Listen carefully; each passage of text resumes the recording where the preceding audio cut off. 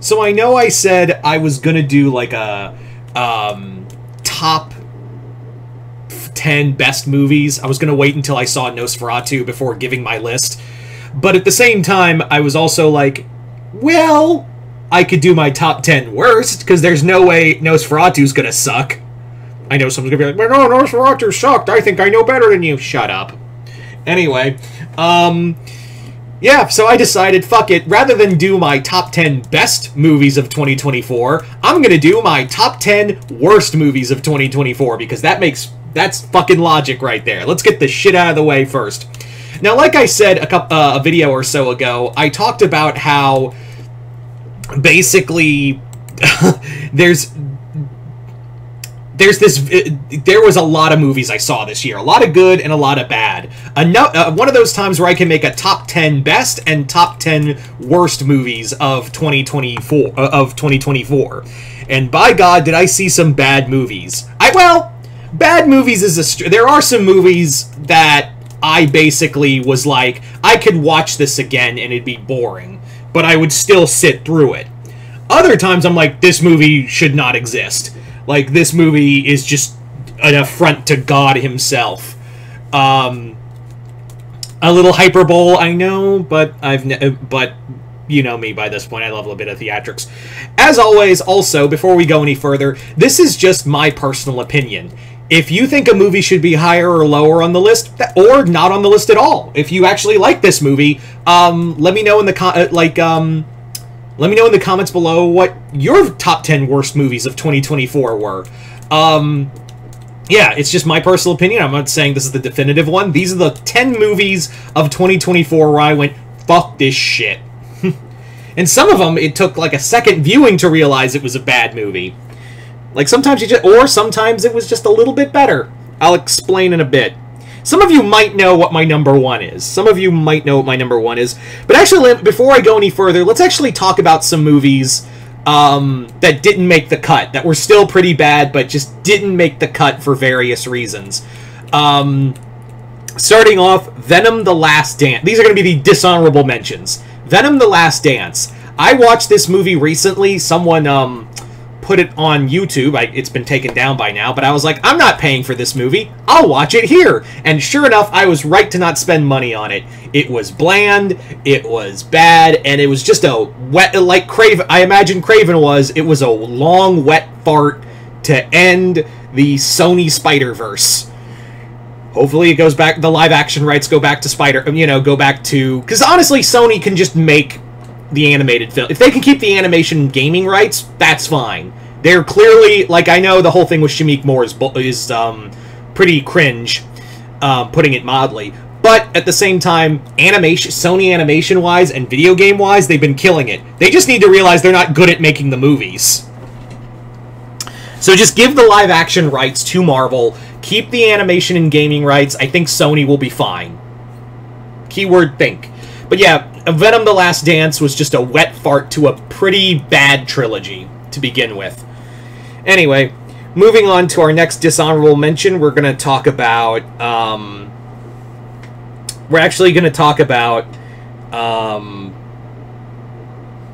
Under Paris. This garbage Netflix French shark movie. Everyone's like, oh, it's so bad, it's good. No, it's just bad.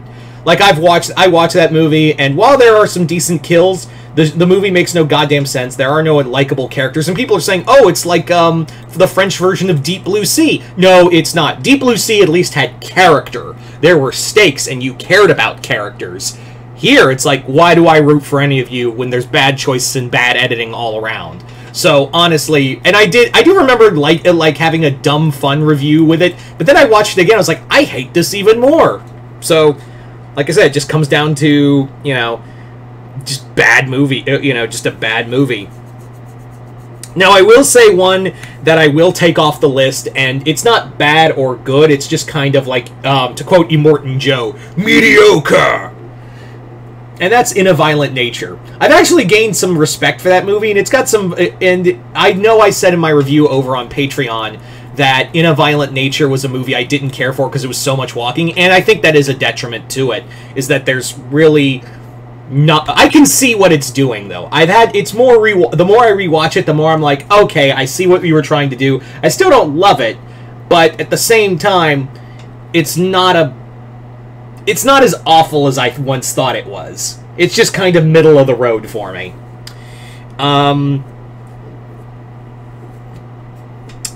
Yeah. So those are kind of the ones that really just kind of like were. Werewolves. Werewolves is another one that was just kind of bad. I do appreciate CGI. Like, even though it was a CGI transformation, I do appreciate no skin ripping, and the practical werewolves were pretty good. Everything else, it's clear where the budget was, and it did not help that this should have been a streaming movie. Just saying. Anyway, so let's get into the actual top 10. So, top 10 is a movie I liked at first, but then I rewatched it and was like, oh, this is pretty garbage. And that, ladies and gentlemen, is none other than Damsel. Damsel was a movie I gave a good review for. It reminded me a lot of Dragon Slayer, the 80s film. And I did say that, you know, Millie Bobby Brown or any of the Stranger Things cast can't act for the life of them. And it's very evident here. Like, Stranger Things, at least to me, if you like them, that's fine. But the Stranger Things movie, the Stranger Things TV show has made everyone convince themselves that these are, like, Finn Wolfhard, Millie Bobby Brown, and all these others are good actors and actresses, when really, when you step them out, they're like, wow, this is really bad.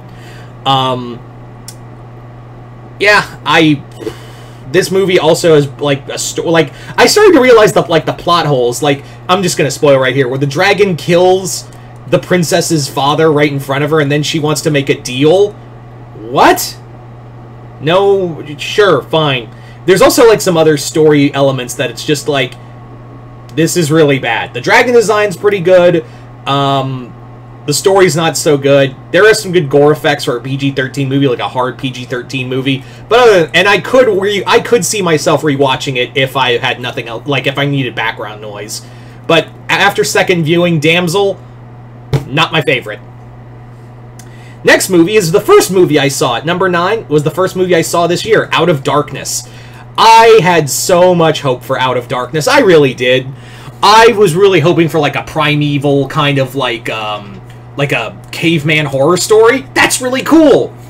And then it goes the way of not only like The Village in all the wrong ways. That whole movie's wrong, to be fair. And also the lesson of maybe we were the monsters the whole time. I'm like, and I said out loud, get fucked. This movie, the one thing I will give it is that I think it's great on atmosphere. I think Out of Darkness absolutely kills it on atmosphere, and I do think that it does have like a great set, you know, some great set dressing as well. But other than that, there's also like some good tension here and there. But all in all, the story itself just really, when I figured out, oh, there's no monster, and that immediately killed any drive I had for liking this film. Anyway, next up at number 8, Sting. It's funny that we had 2 giant spider movies in the same year. If I had a nickel for every time I saw a giant spider movie coming in April and was also a horror movie, I'd have 2 nickels. Which isn't a lot, but it's weird it happened twice. Only one of them, however, was good. Sting was not good. I hated this movie. The practical effects were cool. There is one good, decent kill. No, there's really only one good, decent kill that just makes you go, oh, God. But other than that, the characters are bland, the family drama's awful, there's really no one to root for, and the comedy angle is just really bad. The story just kind of ends on a, you know, it's trying to be like a, you know, kind of like what Eight-Legged Freaks was, but it doesn't match that kind of comedy or comedic timing or just fun bad. This is just boring bad. So yeah, Sting, no. Number 7, Ghostbusters: Frozen Empire. Now, here's a movie I gave some glowing attention to, but after second viewing, I was like, there's nothing here. Finn Wolfhard can't fucking act to save his life. I think the only other time I've liked him outside of Stranger Things was It, and even then he was playing around other really good actors that were probably carrying it more than he was, the more I think about it. At the same time, the movie goes in so many goddamn different directions. Garaka should be a bigger villain than he should have. It should have been a bigger villain than he was. The whole thing with, like, a fire... I'm just going to call him a firebender in there. That was useless. That was pointless. The story doesn't... It, like, tries to do 10 different stories at once. There's really nothing there. It's kind of a nothing movie, when you think about it. And it's also, like... Yeah, I just didn't like this movie. The more I think about it, the more I'm like, I find problems with it. Yeah, it's trying to throw out nostalgia and, you know, do all these other fun things here and there, but it just feels hollow. Hell, I even forgot Finn Wolfhard was in this movie several times, and when we go back to the minor Slimer subplot, I'm like, holy shit, Finn Wolfhard's in this movie!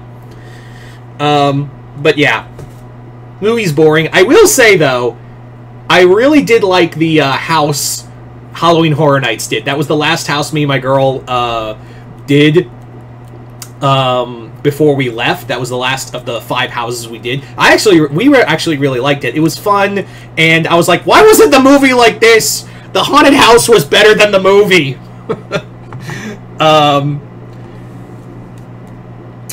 Anyway, so there you go, number 7. Number 6, Ministry of Ungentlemanly Warfare. Holy shit, how do you make a movie about Nazi hunters that were like this Wetworks team that was a true story, and a group that Christopher Lee himself was a part of? Boring. And Guy Ritchie, how does Guy Ritchie like fumble the bag that hard? You had Henry Cavill, you had a solid cast, and this movie is just boring. Like, I was looking more at my phone than I was at the actual screen. If you're wondering why I didn't do a review of this, I streamed it at home. My dad rented it, and he was like, yeah, let's go, come watch this movie with me. Okay, and I barely gave a shit. This movie was boring, it was unfunny, and again, it just kind of leans into Guy Ritchie just trying to be Tarantino light. Yeah. So, here we are, top 5. We've made it through, and now come to the real shit stains. Moving on now to, starting off with, Apartment 7A. Apartment 7A was a streaming movie that's a prequel to the, to Rosemary's Baby. This movie's also pretty fucking bad. There are some saving graces, like some good acting from the old couple, and I think there are some nice visuals here and there, but that's few and far between. The movie is boring, it's bland, the jump scares are bad, the characterization is bad. It just feels like it was trying too hard. And I know this movie was in production before The First Omen, but after seeing The First Omen and then seeing this, it's really clear which had the better horror story, like which was the better horror prequel movie, honestly. This movie is very, like, I could see, again, Paramount's only like 1 in 5 now for direct-to-streaming movies. Like Paranormal Activity, Bloodlines or something, Next of Kin, whatever the fuck. The only one that's been good for Paranormal, not Paranormal Activity, but Paramount, for Paramount horror movies that are direct-to-streaming, has been the Orphan prequel. I think Orphan First Kill. That was the only good one. But out of the rest, fuck the rest. This goes right on that pile. Next up, Joker 2. Now, I know I did have a big rant. For those who did see my Joker 2 rant on Patreon, you may be thinking, well, this should have been your number 1, right? Like, this clearly was the worst movie you saw. Why is it in 4th place? Well, I did some thinking. I rewatched the movie, and my girlfriend brought up a few things that also kind of helped me understand the movie. Like, I will admit, if I give a second movie, like, I wanted to give it a second viewing. Like, after how bad the movie experience was for me, of watching that film and hating it so much, I really, she convinced me to, like, give it a second viewing. I did. I still don't like this movie, but I don't hate it to the level people do. Is it a bad sequel to a movie that was an absolute bomb-ass movie? Yeah, it's a shit sequel. Pretty shit sequel. But I can see where they're trying to go, but at the same time, it's very clear Todd Phillips did not want to do this movie. He's effectively killed his career in Hollywood through this. And I get that Warner Brothers kind of hog-tied him into it. But, you know, just don't be a fucking asshole about, you know, a mean-spirited asshole about it. So, he's probably killed his career in Hollywood now with this. Joaquin Phoenix really just put his body through hell for nothing. And Lady Gaga, while she's good, the singing... I knew this movie was going to be a musical. That's the other thing, is that I knew this movie was going to be a musical before... Like, I know people bitch about the singing, but I understood that this was a different direction, and you couldn't capture lightning in a bottle twice. But how this story ends, and where it goes, is so goddamn unforgivable to me.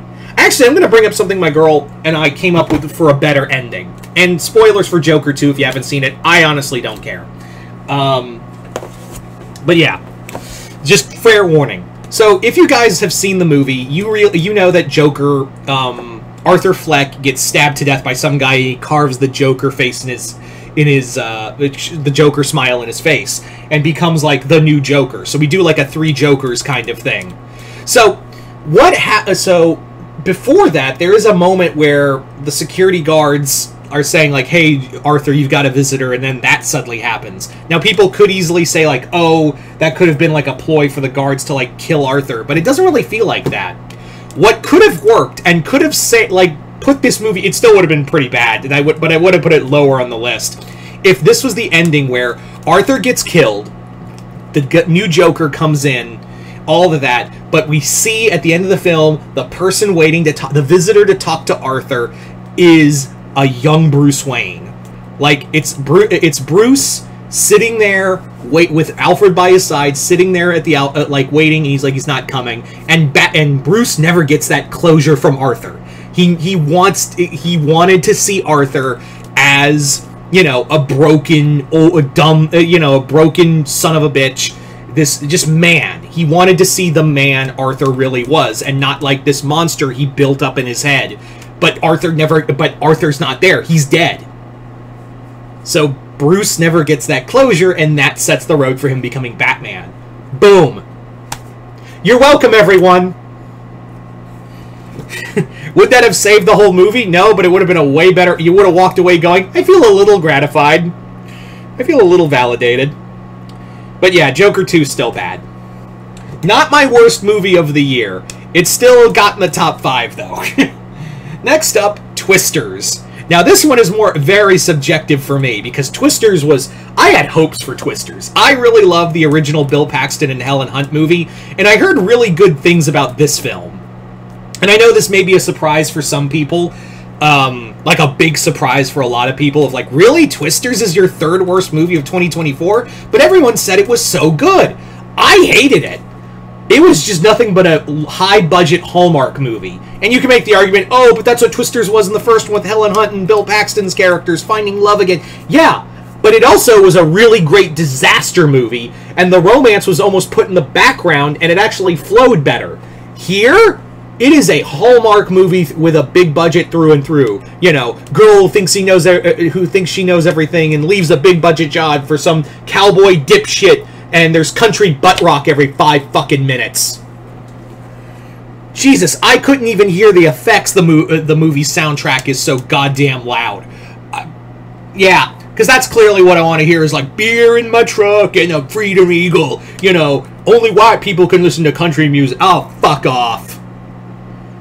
God. And also the disaster effects, save for like maybe one good scene, but even then they ripped that off from the original movie, where in there it was a night tornado coming at you in a horror movie where they're watching The Shining. Here it's a night tornado coming in the middle of a rodeo.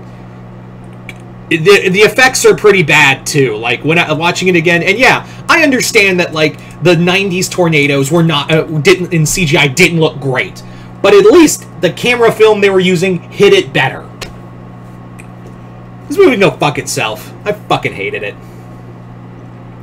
Anyway, now we come to the top 2. Next up, Salem's Lot. That's my runner-up. Salem's Lot, as a fan of the original movie, and as Salem's Lot's my favorite, and this is a lot of bias. I will not pretend otherwise. Salem's Lot is my favorite Stephen King novel. And this Tobe Hooper miniseries is a classic for me. This was hot garbage. It's clear the movie got cut to pieces. There was apparently like 40 minutes cut out of the movie, and it shows. It's boring. None of the actors are great. Kurt Barlow sucks. They do nothing with Straker that makes him intimidating or anything like that. There are some good, I will admit, there are some good camera angles, and there's one good camera shot. Other than that, this movie sucks. Just fuck all of this movie. I actually had a lot of optimism for that film. I had so much optimism for that film, and it shit the bed harder. Like, it just shit the bed like diarrhea and blood. Everywhere. Ugh. And my number one. Now, you're probably thinking, if it wasn't Joker 2, like you were saying on Patreon, what is the number one worst movie for 2024 for you, Multi? Like, what was it? What did you hate so much? Well, I saw it. And I hate it. Like, I think about it more and more, and I hate it more and more. Probably because I love this franchise so much. I really love the original franchise, and I have no desire to watch the sequel. Strangers Chapter 1 is by far the most fucking abysmal, trash-ass movie of 2024. And I know I was being, really hyperbolic with Joker 2, like, that's the worst one. But at least Joker 2 was coming off the heels off of a really awesome film. But after rewatching it, I can find... here's the thing. I can find good things about Joker 2. I can find the smallest of things with every other movie I have mentioned. The past 9 movies, I can find good things about them. Like, that's why, like, even, like, Salem's Lot and Joker 2 and Twisters, like, I can tell you good things about them. I can find pieces of corn in those giant shit sandwiches. There is nothing here for Strangers Chapter 1. There is fuck all that is good in Strangers Chapter 1. And this is coming from someone who, and again, there is some bias here, because I do like The Strangers and Strangers Pray at Night. Oof! Choking on my own rage here. Here, this movie, I knew I was in for a shit show. 5 minutes into this movie, I said out loud in the theater, and it doesn't even matter, there was 2 other people there that were far from me, and I was sitting there in the theater going, I spent $11 on this fucking movie. Yeah. So, there is no good acting, there is no good kills, there's no good horror. Nothing here is good. There is absolutely fuck all about this movie that is good. And the fact that this movie I contributed to it getting Chapter 2 released next year. I don't know if it'll be... I've heard back and forth that it may be streaming, or it'll be back in theaters. I hope people realize after how bad that first movie was, that it bombs horribly, we don't even finish the trilogy. Because I can tell you that, this movie does not deserve it. I was fooled by nostalgia and blind fucking optimism for this movie. And again, I can tell you as much as I hated Salem's Lot, as much as I hated Twister, as much as I really did not like Joker 2, and I didn't like the rest of these movies, I can tell you good things about them. I can tell you, like, oh, I like this, but it's still not a great movie or just a bad movie still. Here, fuck all of this movie. Yeah, that's all I can say. Yep, so there you go, guys. Those are my top 10 worst movies of 2024. But you guys tell me in the comments below, what are your worst movies of 2024? Just comment below, let me know. And once again, like I said, if you think a movie should be higher or lower on the list, or even not at all on the list, that's totally fine. This is my personal opinion. I'm always excited to hear yours. So what are your top 10 worst movies of 2024? And yes, I will hopefully have the best of 2024 done, but I need to see Nosferatu first before giving my thoughts. But anyway, other than that, hope y'all enjoyed this. I'm Mr. Multiverse. I'll see you next time in the Multiverse.